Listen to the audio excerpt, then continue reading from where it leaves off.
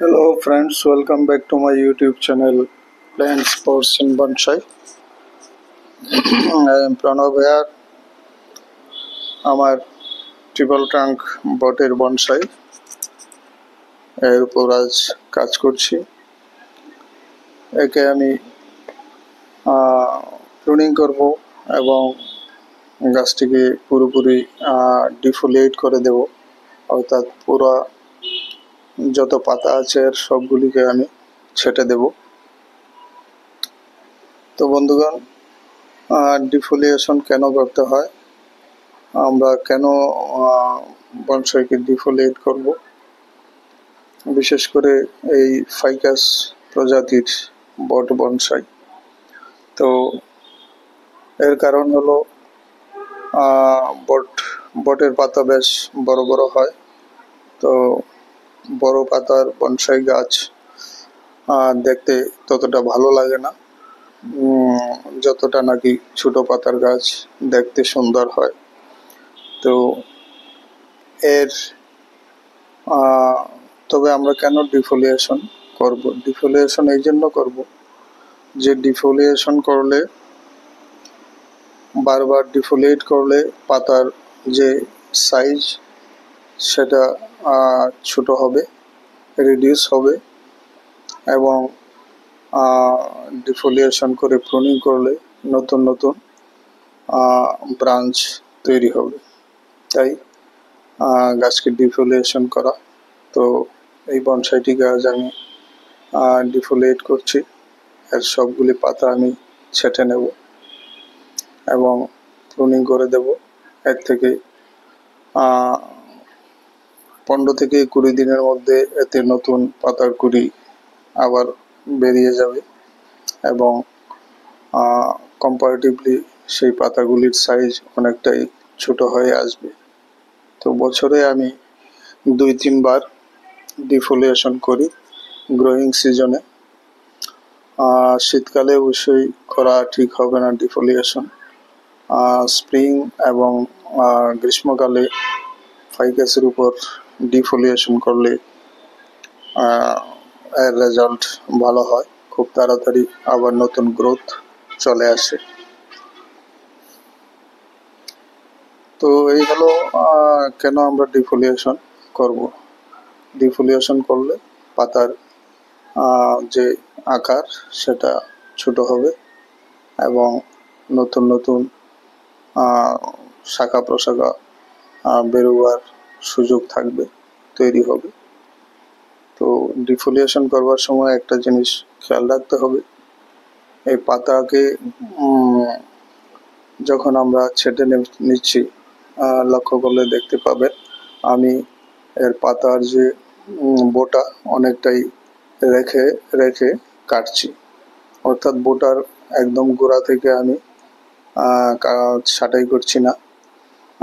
বোটার কিছু অংশ আমি গাছের মধ্যে, শাখার মধ্যে রেখে দিচ্ছি। এর কারণ হলো, যদি পাতাটিকে একদম গোড়া থেকে আমি প্রুনিং করি, ছেটে দিই, তাহলে সেখান থেকে পচনের সম্ভাবনা থাকবে। গাছটিতে পচন লেগে যেতে পারে এর কাটা গোড়া থেকে। তাই বোটার কিছুটা রেখে দিয়ে তারপর পাতাটিকে আমি ছেটে দিচ্ছি। এতে নতুন পাতা গ্রো হওয়ার জন্য সহজ হয়। বোটার কিছু অংশ ডালের মধ্যে লেগে থাকলে এর গোড়া থেকে নতুন পাতা আবার তৈরি হয়, নতুন ব্রাঞ্চ তৈরি হয়। তো সেই জন্যই পাতাকে একদম বোটার গোড়া থেকে কাটা ঠিক নয়, কিছুটা রেখে দিয়ে কাটতে হয়।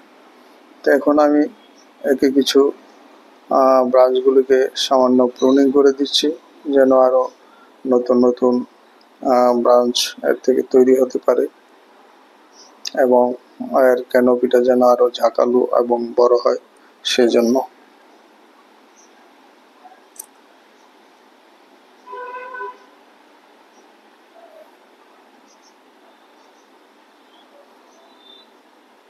এই গাছটির এক জায়গা থেকে একটি মূল থেকে 3টি ট্রাঙ্ক বেরিয়ে এসেছে। ট্রিপল ট্রাঙ্ক গাছ এটা।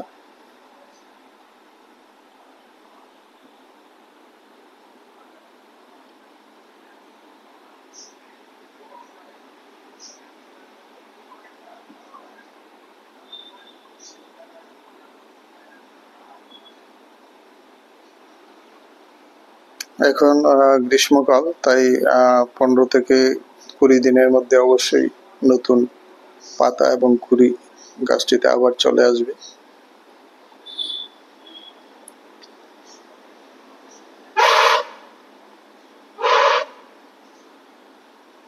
তো এইভাবে আমি এই পুরো গাছটিকে আমি ডিফোলিয়েট করে দিলাম। সবগুলি পাতা আমি ছেটে দিয়েছি।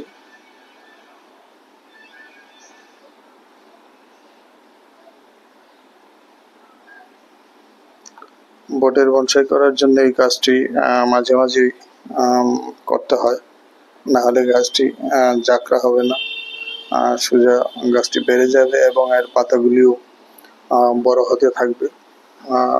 তো এর পাতাকে ছোট রাখার জন্য এবং নতুন শাখা প্রশাখা তৈরি করার জন্য এই ডিফোলিয়েশন এবং প্রুনিং খুবই জরুরি, বিশেষ করে বটের বনসাইয়ের জন্য।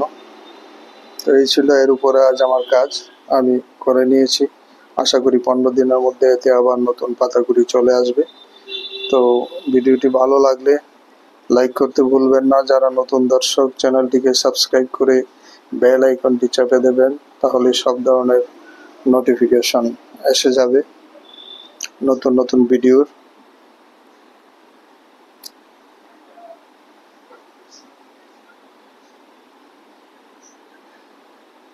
এই গাছটিকে আমি একটি হাতে তৈরি শ্যালো বনসাই পাত্রের মধ্যে, রেক্টাঙ্গুলার সাইজের পাত্রের মধ্যে রেখেছি।